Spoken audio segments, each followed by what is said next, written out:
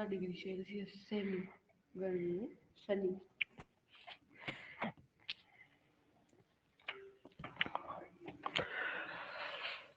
तो आज से हमने पढ़ना स्टार्ट किया था ओजोन परत। मैं देखूंगा ओजोन परत। ओजोन परत। तो कल मैंने आपको 2 गैसों के बारे में बताया था। टॉपिक डाल लेंगे। हाँ, टॉपिक तो डाल दो, बाकी समझ लो पहले। एक तो होती है ऑक्सीजन गैस,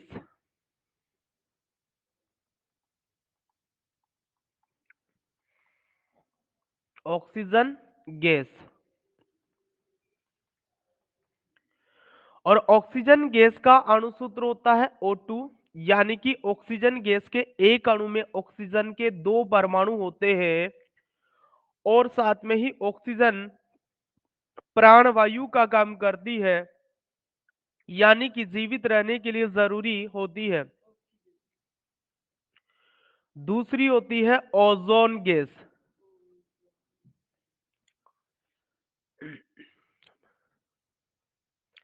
ओजोन गैस का अणुसूत्र होता है O3 और ये गैस कैसी होती है? विषैली प्रकृति की होती है, यानी कि श्वसन की क्रिया के द्वारा कोई व्यक्ति इसको ग्रहण कर ले तो उसकी मृत्यु हो सकती है। अब आगे देखो भाई, मैंने कल भी आपको कहा था कि ओजोन गैस विषैली है, उसके बावजूद हम क्या करते हैं? ओजोन परत के संरक्षण की बात करते हैं। तो क्यों करते हैं वो बात आप समझ लीजिए। देखो, हमारी जो धरती है इसके चारों ओर वायुमंडल विद्यमान है। तो वायुमंडल के अंदर क्या है कि एक परत ओजोन गैस की भी बनी हुई है। वायुमंडल में एक परत ऐसी है जो किसकी बनी हुई है? ओजोन गैस की बनी हुई है, और उस परत को हम कहते हैं ओजोन परत। क्या बोलते हैं उस परत को? ओजोन परत। अब ओजोन परत क्या काम करती है हमारे लिए? जो सूर्य होता है उससे प्रकाश की किरणें आती है। प्रकाश की किरणों में क्या होता है कि अलग अलग प्रकार के क्षेत्र होते हैं, तो उनमें से एक प्रकार की किरणें पराबैंगनी किरणें भी होती है। कौन सी किरणें होती है? पराबैंगनी किरणें। और ये पराबैंगनी किरणें हमारे स्वास्थ्य के लिए हानिकारक होती है। यदि पराबैंगनी किरणें धरती पर पहुंच जाती है या हम तक पहुंच जाती है तो त्वचा के कैंसर, कम उम्र में बाल सफेद होना, हमारी आनुवांशिक जो संरचना है, गुणसूत्र की संरचना है, उसमें परिवर्तन आ जाना, इस तरीके के हानिकारक प्रभाव उत्पन्न हो सकते हैं। तो क्या होता है, ये जो पराबैंगनी किरणें हैं इनको रोकने का कार्य करती है ओजोन परत। इनको भेद करके, ओजोन परत को भेद करके पराबैंगनी किरणें हमारी धरती पर नहीं पहुंच पाती, जिससे यहाँ पर जीवन कैसा रहता है? सुरक्षित रहता है। देखो, पराबैंगनी किरणों को अंग्रेजी में अपन बोलते हैं अल्ट्रावायलेट, तो इसको अपन यूवी रे भी कहते हैं। यूवी रे, अल्ट्रावायलेट रे। तो ये क्या काम कर रही है भाई हमारे लिए? जो सूर्य से हानिकारक पराबैंगनी किरणें आती है उनको ये धरती की जो ऊपरी परतें हैं, वायुमंडल की जो ऊपरी परतें हैं, उसी के अंदर ये रोक लेती है। वो अल्ट्रावायलेट किरणें धरती पर नहीं आ पाती, उससे ये हमारी क्या कर रही है? सुरक्षा कर रही है। तो इसलिए हम ओजोन परत के संरक्षण की बात करते हैं। और वैसे भी हम भाग्यशाली है। भाग्यशाली इसलिए है कि ओजोन गैस हमारा जो धरती है, धरातल है, इसके निकट का जो वायुमंडल है इसमें रह ही नहीं पाती, तुरंत ऊपर आ जाती है वो। मैंने कहा था ना आपको कि धरातल पर सबसे ज्यादा मात्रा में पाई जाने वाली गैस कौन सी है? ऑक्सीजन गैस है। और गैस तुरंत ऊपर चली जाती है। तो ओजोन गैस यदि मान लीजिए यहाँ पर आ भी गई ना, तो वो यहाँ रुक ही नहीं पाती ज्यादा देर के लिए, तुरंत कहाँ चली जाती है? ऊपरी वायुमंडल में चली जाती है। तो बात समझ में आ गई कि विषैली होने के बावजूद भी ये गैस हमारे लिए किस प्रकार से लाभदायक है, क्योंकि ये पराबैंगनी किरणों को रोकती है वायुमंडल की ऊपरी परतों में ही। ठीक है, क्लियर है बात? सर हाँ बोलो। ये ऊपर क्यों चली जाती है जो इसको छोड़ के नीचे? जिसका वजन कम रहता है वो ऊपर ही जाते हैं। जिस गैस का वजन कम रहेगा वो ऊपर जाएगी, जिस जो भारी रहेगी वो नीचे आएगी, है ना। तो ओजोन गैस हल्की होती है। और कोई समस्या नहीं है भाई? किसी को भी समस्या कोई? नहीं सर। हाँ तो नहीं फिर सर। पहले तो इतनी बातों को लिखवा देता हूं मैं आपको। ओजोन परत टॉपिक आपने डाल ही दिया होगा। Yes sir. ठीक है, तो मेरे साथ लिखना आप भी।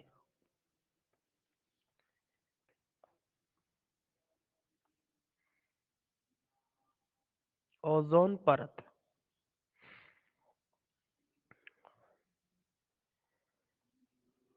ओजोन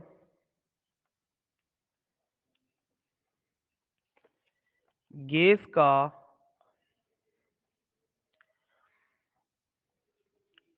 अणु सूत्र O3 होता है, अतः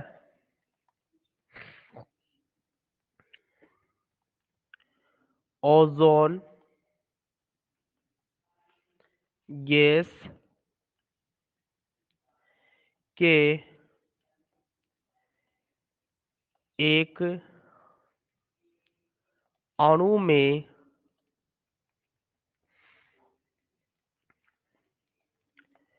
ऑक्सीजन के 3 परमाणु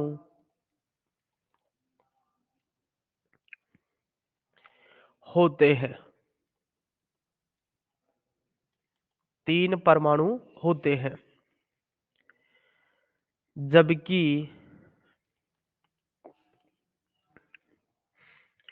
ऑक्सीजन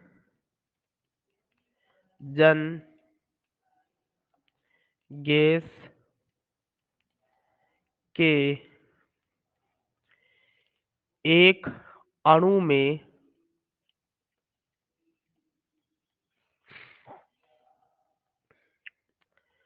ऑक्सीजन के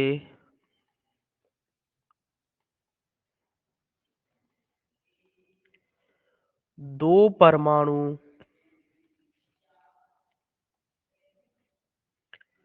होते हैं।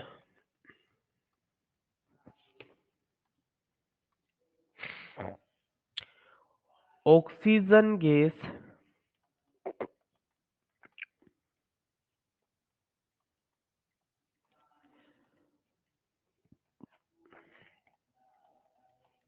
सभी सजीवों के लिए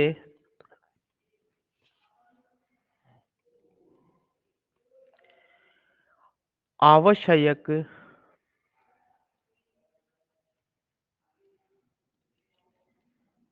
लेकिन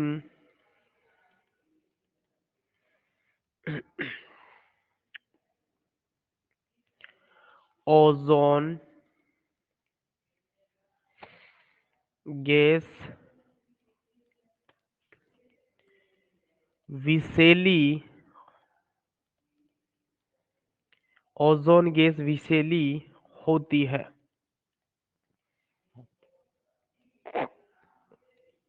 विषैली होती है। पैराग्राफ छोड़ के लिखना भैया। अब ओजोन गैस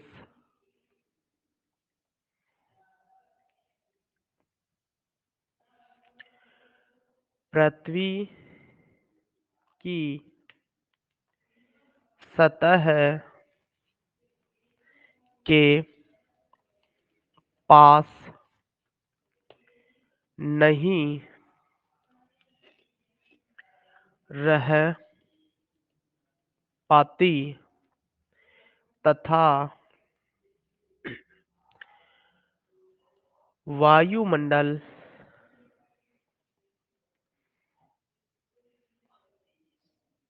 के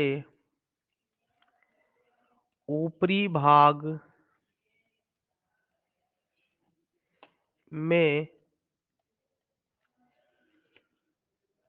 इस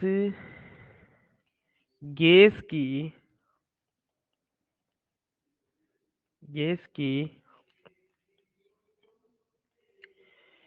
एक परत पाई जाती है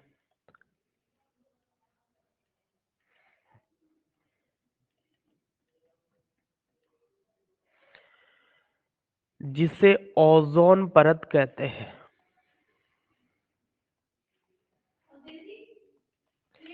अभी तक नहीं आए, आ जाएंगे अभी। सर सर रुको, इसको थोड़ा सा रुक जाओ। हाँ, यहाँ रुक गया मैं। जिसे सर फिर ओजोन ये आगे परत, 20। सर ये क्या लिख रखा है, परत का के आगे? एक परत पाई जाती है जिसे ओजोन परत कहते हैं। एक परत पाई जाती है जिसे ओजोन परत कहते हैं। हाँ आ गए सर। हो गया सर। सबका हो गया क्या भाई यहाँ तक? Yes sir. Yes sir. ठीक है, अगला पेज खोल रहा हूँ अब, है ना। अब आगे आप लिखो, यह ओजोन परत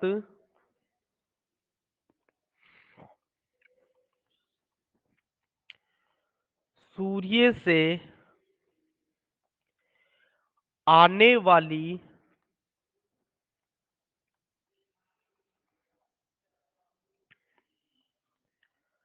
हानिकारक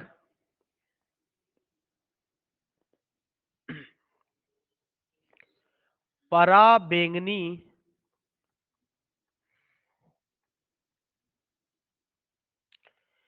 किरणों, कोष्टक में आप लिख देना यूवी रे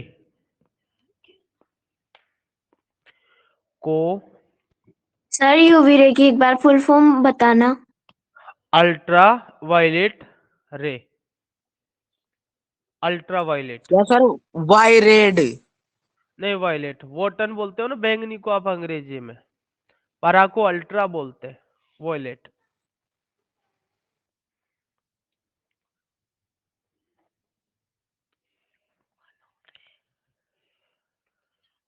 अवशोषित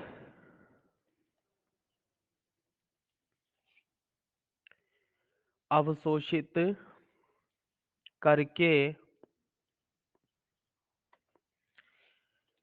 पृथ्वी के सजीवों की इन किरणों से सुरक्षा करती है, सुरक्षा करती है। यदि यह किरणें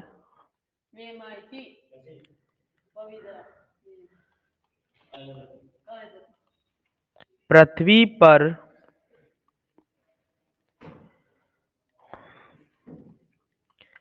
पहुंच जाए तो मानव में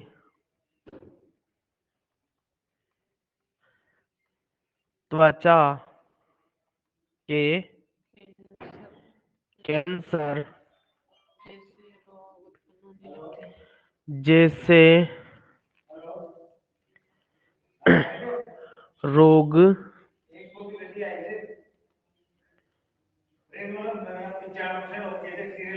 उत्पन्न हो सकते हैं।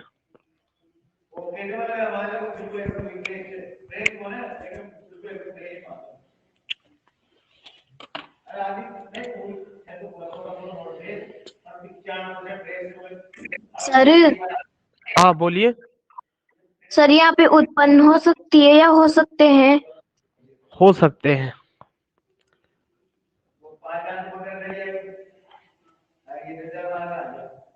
हम्म। हो गया सर। हो गया भाई।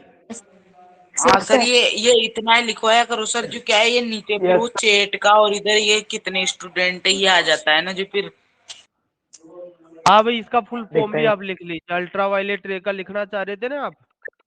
लिख लिए सर। मैं स्पेलिंग सहित लिखवा देता हूँ आपको।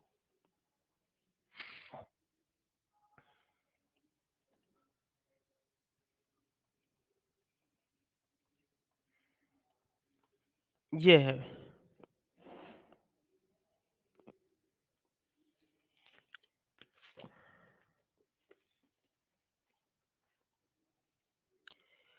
ठीक है। Yes sir. अब देखो, वर्तमान में हो क्या रहा है कि हमारे वायुमंडल में ओजोन की जो परत है, ओजोन गैस की जो परत है, इसकी मोटाई में कमी आ रही है। क्या हो रहा है? ओजोन परत की, ओजोन गैस की जो परत है उसकी मोटाई में कमी आ रही है। तो ओजोन परत की मोटाई में कमी आने की ये जो क्रिया है, इसको हमने बोला है ओजोन परत का अपक्षय या ह्रास। क्या बोला इसको अपन ने? ओजोन हाँ परत का अपक्षय या ओजोन ह्रास। परत का। तो ओजोन परत की मोटाई में यदि कमी आएगी तो इसके कारण क्या होगा? पराबैंगनी किरणें धरती पर आएगी, और धरती पर आएगी तो वो हमें नुकसान पहुंचाएगी। अब बात अपनी ये करें कि ओजोन परत का अपक्षय का कारण क्या है, मोटाई में कमी का कारण क्या बन रहा है इसकी का? तो इसका प्रमुख कारण है भाई क्लोरोफ्लोरोकार्बन। क्लोरो फ्लोरो कार्बन। सर ये इसको CFC की फुल फॉर्म भी हो सकती है ना? हाँ, इसको शॉर्ट में अपन CFC कहते हैं। C4 क्लोरो, F4 फ्लोरो और C4 कार्बन, क्लोरोफ्लोरोकार्बन। या फिर यूं कह दें आप कि क्लोरीन फ्लोरीन कार्बन। व फ्लोरीन युक्त कार्बनिक यौगिक, कार्बनिक यौगिक। वास्तव में क्या क्लोरोफ्लोरोकार्बन या क्लोरीन और फ्लोरीन युक्त जो कार्बनिक यौगिक है, ये गैसों के रूप में होता है और इनमें गुण होता है। ये गैसें क्या करती है? अपने आसपास के जो दूसरे पदार्थ है उनसे ऊष्मा को अवशोषित करके उनको ठंडा कर देती है। तो इस गुण के कारण इसका उपयोग अपन जो रेफ्रिजरेटर है, आपके एयर कंडीशनर जिसको अपन एसी बोलते हैं, हिंदी में इसको वातानुकूलित एयर वो बोला जाता, वातानुकूलित उपकरण बोला जाता है, वातानुकूलित। अनुकूल उपकरण। हाँ। सर वो ट्रेन में होता है जो है ना। अब वो एसी होता है, एयर कंडीशनर जिसको अंग्रेजी में बोलते हैं अपन, है ना, है वो चीज वही। तो रेफ्रिजरेटर, एसी, इन चीजों में इन गैसों का उपयोग किया जाता है ताकि फ्रिज में जैसे अपन कोई सामग्री रखेंगे, ये गैसें जाएगी, उनसे ऊष्मा अवशोषित करके उनको क्या कर देगी? ठंडा कर देगी। लेकिन जब अपन रेफ्रिजरेटर की इनके दरवाजे खोलते हैं तो कुछ मात्रा में ये क्लोरोफ्लोरोकार्बन निकलती है और निकल करके हमारा जो वायुमंडल का ऊपरी स्तर है वहां पर पहुंच जाती है, और वहां पर पहुंच करके ये क्या करती है? जो ओजोन गैस का अणु है इससे बार बार अभिक्रिया करके ओजोन को ऑक्सीजन गैस में बदल देगी या अन्य किसी गैस में बदल देगी, जिससे ओजोन परत की मोटाई में क्या आ जाएगी? कमी आ जाएगी। ठीक है। तो ओजोन परत की मोटाई में कमी आने का प्रमुख कारण कौन है? क्लोरोफ्लोरोकार्बन या CFC। ठीक है। तो भाई इससे बचने के लिए क्या करा जा सकता है? अब बताइए। इनका उपयोग नहीं किया जाए। और सही सर विकल्प, एसिड हाँ, वर्तमान में क्लोरोफ्लोरोकार्बन का उपयोग रेफ्रिजरेटर में नहीं होता, इसकी जगह दूसरी गैसें इस्तेमाल की जाती है वर्तमान में। लेकिन होता क्या है कि एक बार भी यदि क्लोरोफ्लोरोकार्बन निकल गया, ऊपरी वायुमंडल में चला गया, तो ये काफी स्थायी होता है और ओजोन परत की बहुत बड़ी लेयर को ये नुकसान पहुंचा देता है। एक अणु ही बहुत सारी लेयर को नुकसान पहुंचा देता है इसका। ठीक है ना भाई? तो अब हम आगे लिख ले, तो लिखो भाई, वर्तमान में ओजोन परत की मोटाई में कमी आई है, जिससे ओजोन परत का अपक्षय या ह्रास कहते हैं, ह्रास कहते हैं। ओजोन परत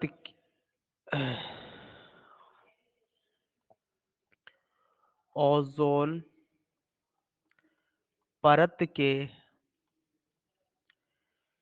अपक्षय का प्रमुख कारण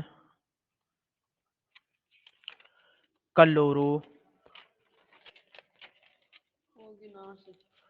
फ्लोरो कार्बन या क्लोरीन व फ्लोरीन कार्बनिक यौगिक युक्त कार्बनिक यौगिक, और इन्हीं के कोष्टक में हम इनका शॉर्ट नेम भी लिख देते हैं, CFC, क्लोरोफ्लोरोकार्बन है।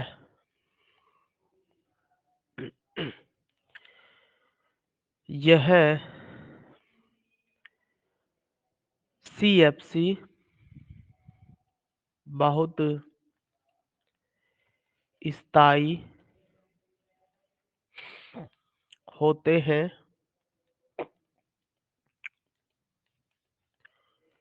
एवं जब यह ओजोन परत के समीप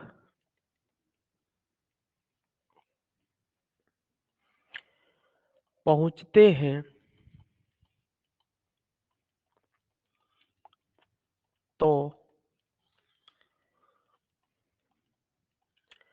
ओजोन के अणुओं से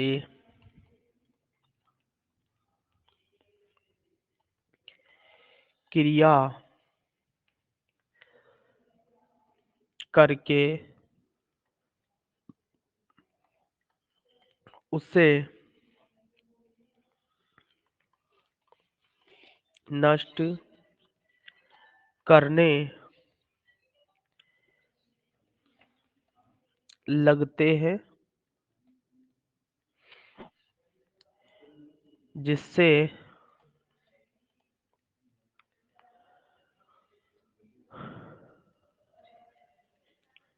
ओजोन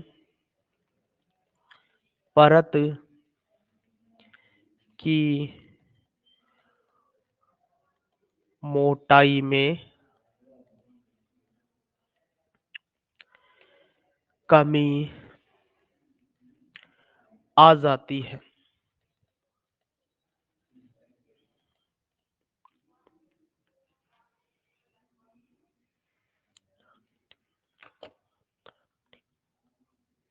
हो गया सर।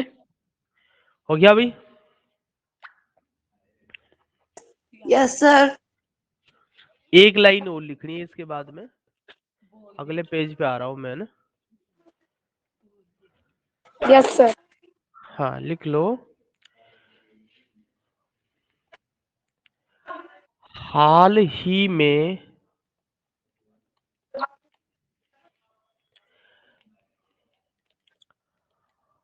अं-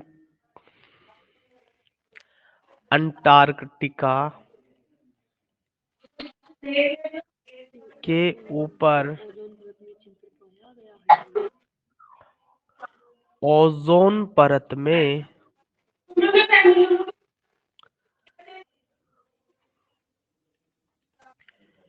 छिद्र पाया गया है।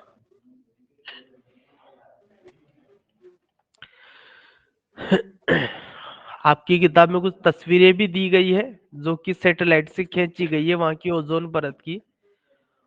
तो वहां पर ओजोन परत में क्या पाया गया है? छिद्र पाया गया है। कहां पर? अंटार्कटिका के ऊपर।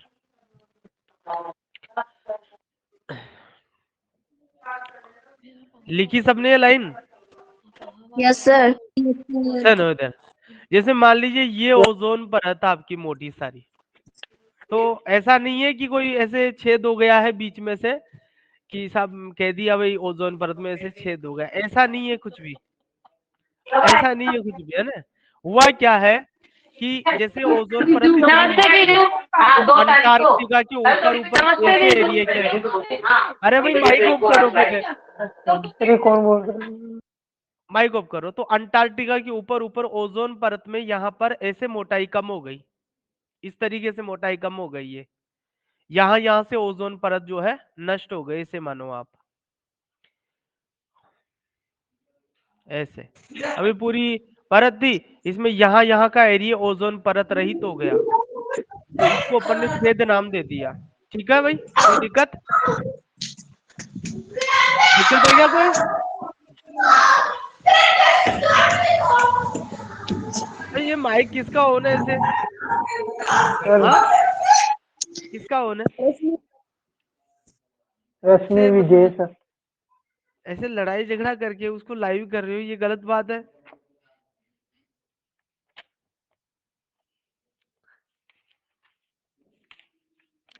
अब एक काम करो, आप किताब के प्रश्न निकालो। निकालिए सर। एक तो पहला प्रश्न कर लेना इसका। गल चक्र वाला ना। पेज नंबर 227 पे। नहीं, यस सर। पेज नंबर 227 पे एक तो पहला कर लो आप, एक दूसरा, एक तीसरा। तीसरे के बाद में आप सीधा छठा करना। ठीक है भाई, ये करना है बस। Okay sir. ओके। तो आपका पार्ट कंप्लीट है आज। अब कौन सा पढ़ाओगे? 10वां पार्ट का रिवीजन करवा दूंगा कल से आपको मैं। ओ 10 तारीख से स्कूल खुल जाएगा आपका, तो थोड़ा रिवीजन करवा देता हूँ। 4-5 दिन बच रहे, अब नया कोई पार्ट स्टार्ट करूंगा तो पूरा भी नहीं हो पाएगा वो। आ, फिर आप अलग अलग गुरुजी के पास में चले सर जाएंगे, एक बार फिर और वो बता दो क्वेश्चन। पहला, दूसरा, तीसरा और छठा। छठा।